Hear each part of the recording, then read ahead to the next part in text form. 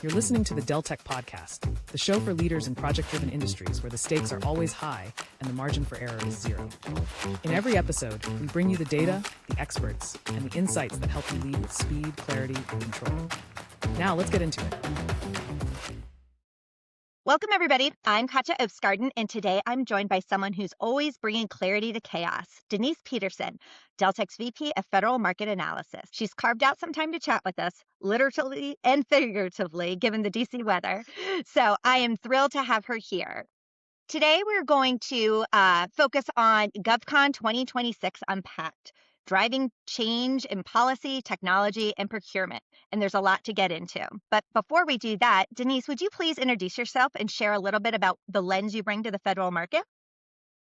Sure. So as a VP of market analysis, I lead a team of analysts that's focused on providing thought leadership to government contractors. So we are responsible for analyzing, federal budgets, policy, anything impacting acquisition, anything impacting certain technology procurements, professional services procurements. And so we're a strategic analyst looking at the entire forest, giving context to then the trees and the roots of the trees that the other parts of GovWin are responsible for. So together, it's a pretty comprehensive picture of the market. All right, so let's jump right in. From where you sit, Deniece, what do you see as the biggest forces shaping the GovCon landscape as we head into 2026?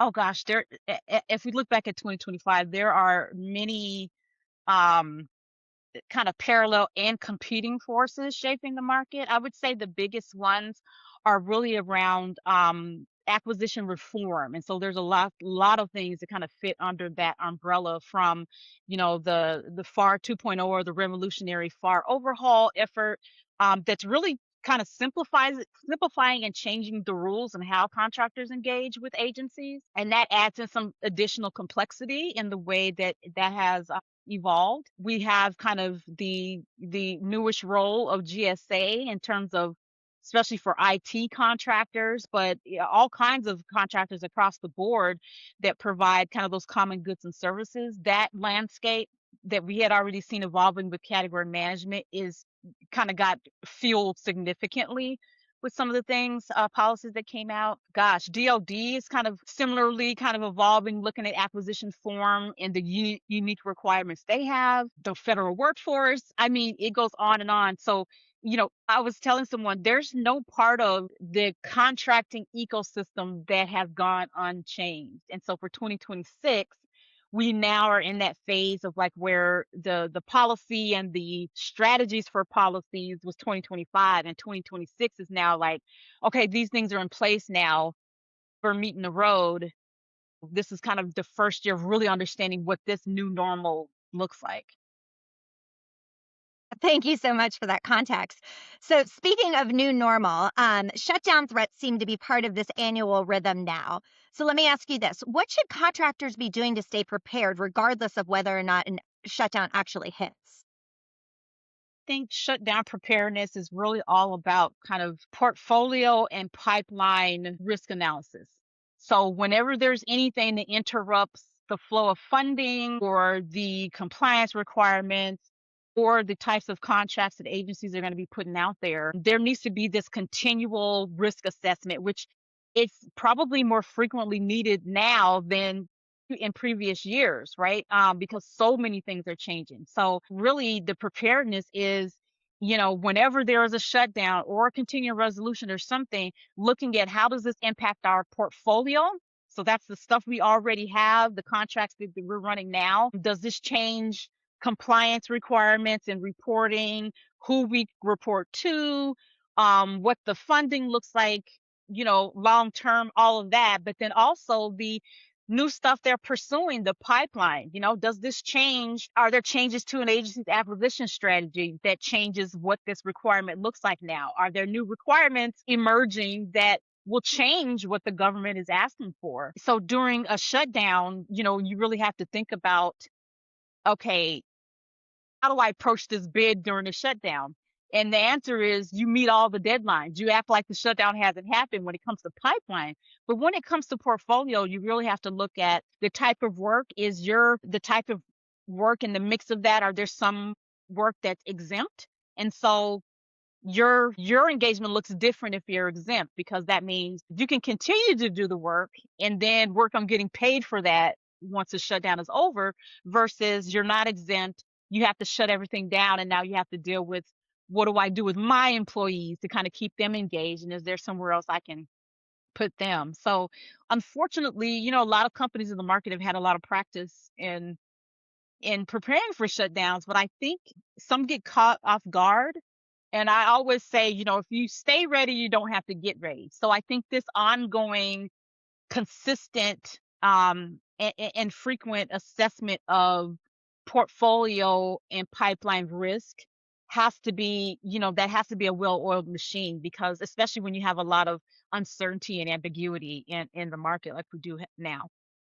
Yeah, that makes total sense. Would you say the same thing applies to small businesses? They seem to have a lot of changes kind of being thrown at them, and it's just one of many things that they have to be concerned with.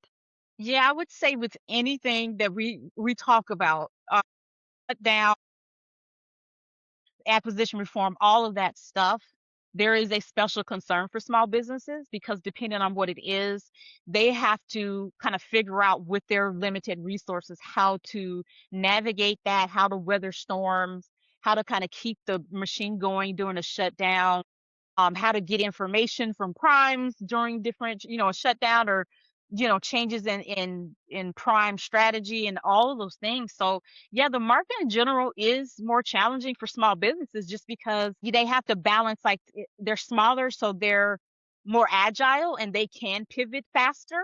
But being small means you don't necessarily have all the resources that larger companies do to kind of weather and kind of take on the added costs that come along with a lot of these things, like shutdowns and changing agency strategies, and canceled bids and changing the requirements and all those things. So yeah, that's always a concern. Just to expand on that a little bit more, from what I've heard, the landscape is changing for a lot of these small businesses. Can you talk a little bit about what the market is telling them? Yeah, well, we just saw that I think over 1,000 small businesses, um, you know, during that audit had their contracts canceled, I guess, for non-responsiveness. And then, we know Department of Defense has initiated its own audit of the 8A program, particularly with a focus on sole sourcing. And I remember early on in the administration, I was saying, with 8A, there's a couple of things to think about. One is that, the program itself is statutory, so they can't outright kind of cancel the program. But I, had concerns about, but they could starve it somehow, or they could change the policies and kind of the contours of the program. And that's what we're seeing now, in terms of SBA budget potential and these audits and kind of the scrutiny, trying to identify, waste, fraud, and abuse and all that. There's that piece in particular around 8A, but then the bigger thing that I've seen over the course of the year is this idea, which kind of leans towards um, kind of streamlining and watering down the intent of 8A, which is the what is a clear intent to me of the administration is just to create one big small business pool. Everyone's kind of competing the same. So taking out any additional disadvantages or any of those things, I can see from some of the policy things, the small business targets, changes to small business size standards that are used to determine if a business is small and what they can compete for. I think all of those things combined create this picture of wanting just one big small business industrial base where they're all just competing against each other, which means that you're going to see very small companies competing against bigger small companies, right? And so it Mhm. kind of takes some of the layers and hierarchy away, and everybody's kind of just competing for a small business award. So that can be more challenging. It's good for some of the bigger small businesses that were on the cusp of not being small anymore, like they Mhm. had grown. And so size standards increases are great for them, because then they can continue to compete as small, but then the smalls are now looking at even more companies that are still in that competitive pool. So it can be challenging. Got it. So that is a good segue into like the policy side of things because, small businesses aren't the only ones that are feeling the ripple effects of all these policy changes. From your perspective, which policy trends really are the ones that are impacting us the most? I remember looking at this after the first 100 days. I had to stop counting, but the first 100 days, I believe it was like 143 executive orders that were passed compared to, say, like, 60, 70 in every previous administration. And so it's very much a kind of governing through executive order. I would say the most impactful for contractors ties back to kind of your first question, which is the executive order directing the revolutionary fire overhaul, the executive order that kind of made GSA executive agent over common goods and services procurement and IT GWACs and those spending under those.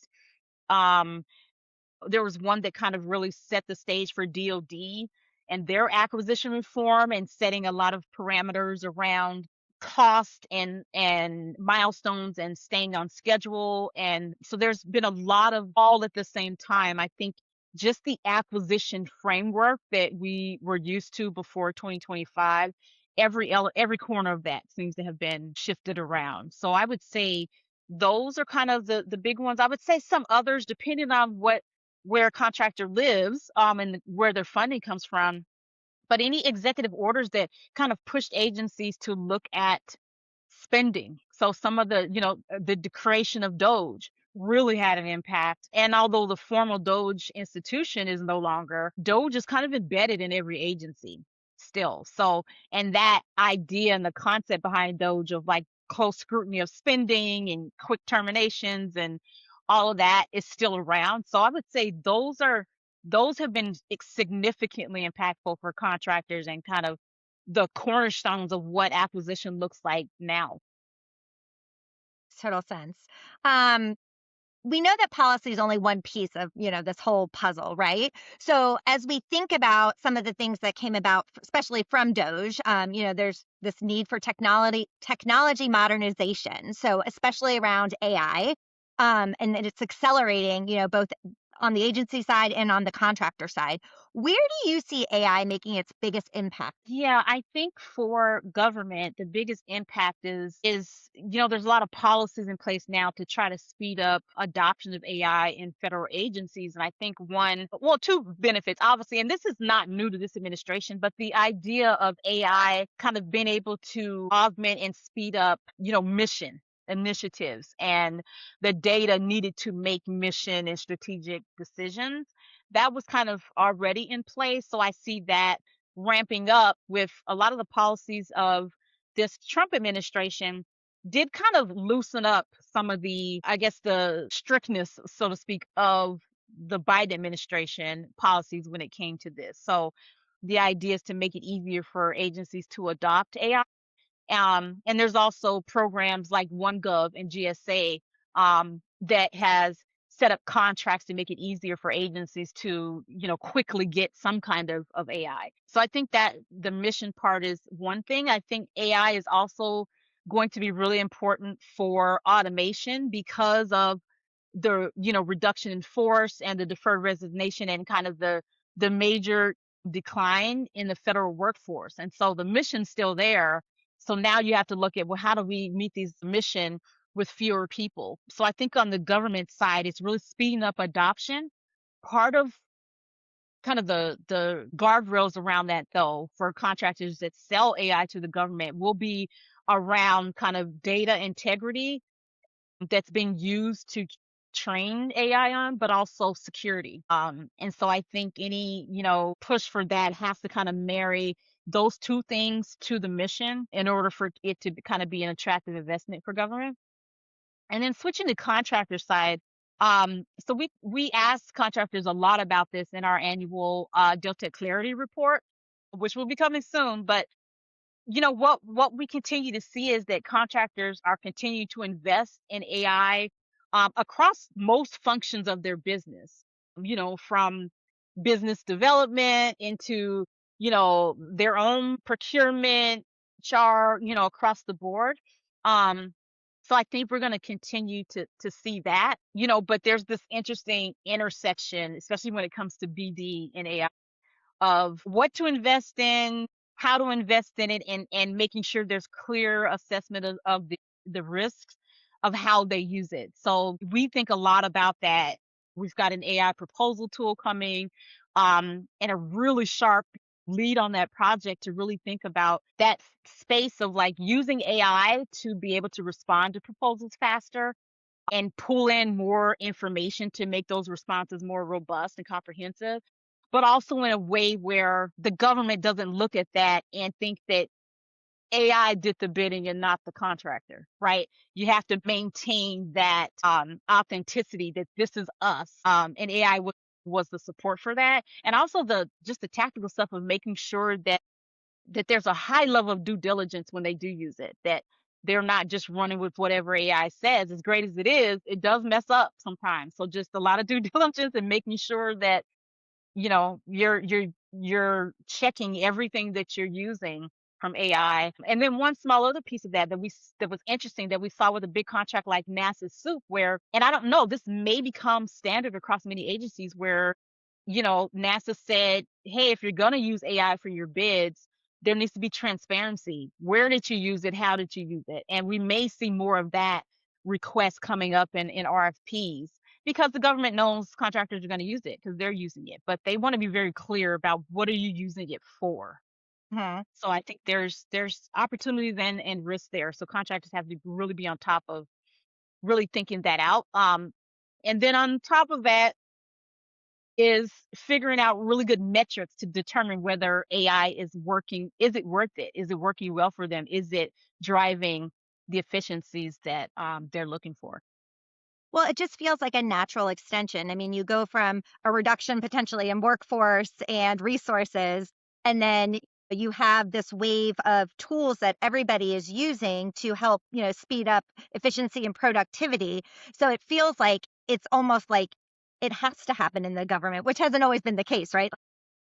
It's pretty ingrained in government. It's just a lot of the policy stuff has been kind of guiding. There's some that's more conservative in previous administrations, and then a little bit of loosening in this one. And so, keeping an eye on kind of, what that balance is. So, for example, the Biden administration had much more policy around data integrity and making sure there's no bias in the data being used for these things, and where's the data coming from and all of that. And I think there's a little bit of loosening of that in the current administration. Not that there's no care for it there, but you can see where levers are being pulled in terms of how restrictive to be in one area versus another.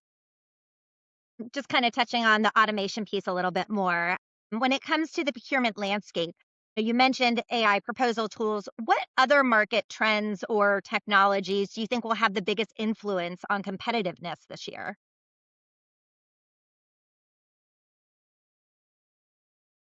Gosh, I think cybersecurity is probably an area where there's an opportunity for competitive differentiation.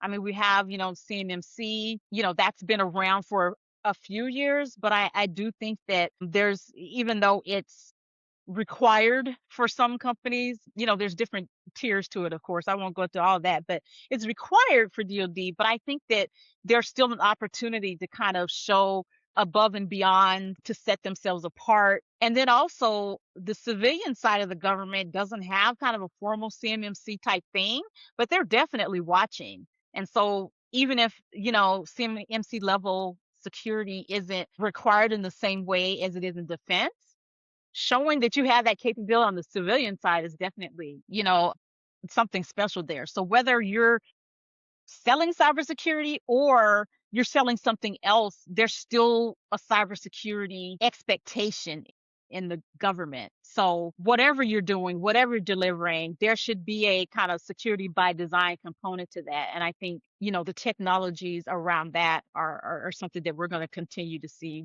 have a high focus on them, especially in DoD with the kind of warfighter readiness. But I think government wide, that's always kind of been a priority. And I will also say then, kind of related to AI, but we look at it as a different market, which is big data, which has a lot of things underneath that, but it's like data management, analysis support. There's all kind of, tools around the data that is really, really important to feed into AI, and have the infrastructure and the data there to support that.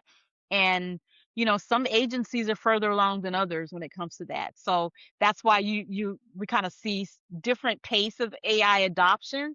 A lot of it is because they still have work to do on kind of cleaning up that data, breaking down stovepipes between data so that it can be leveraged better. So I would say those are kind of the big buckets. I will also say that IT modernization, you mentioned that early on, is cloud computing is like the de facto way that agencies have been and will continue to modernize. So, I think we'll continue to see whatever hasn't already been migrated to kind of a cloud environment. That's going to be the push because that's the easiest way and the way that agencies have been modernizing their infrastructure and their tools.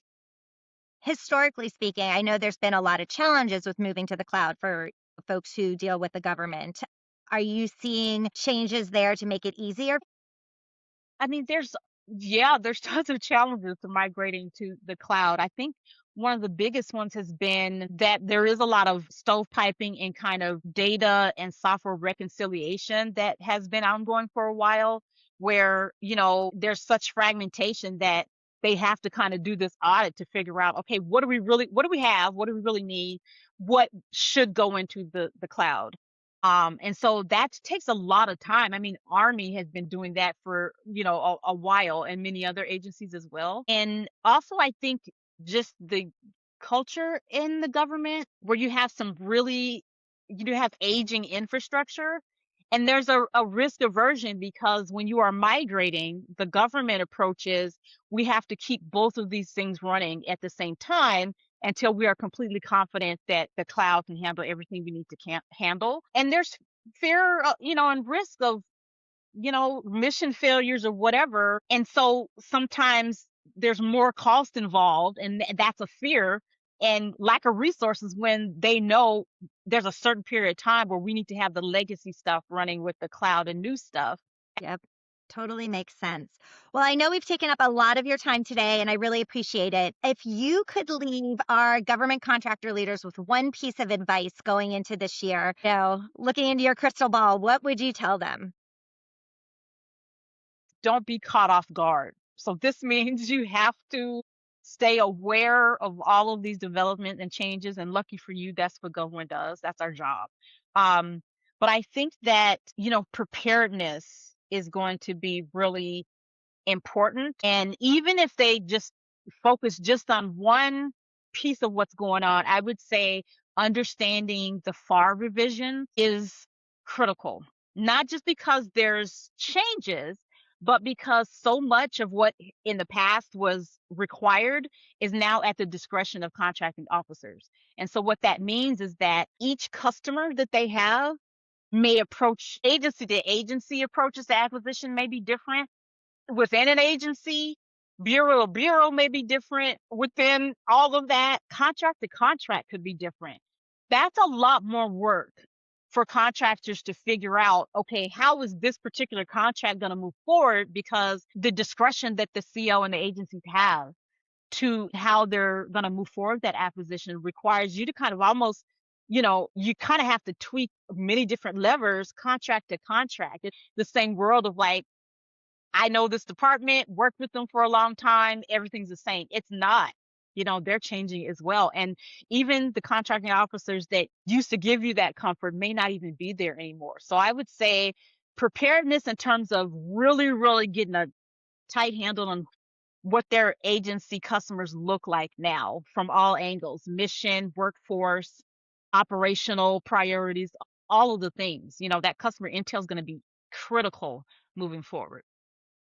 Well, thank you again for your time. This was super Sure. insightful, and we look forward to catching up with you in the near future.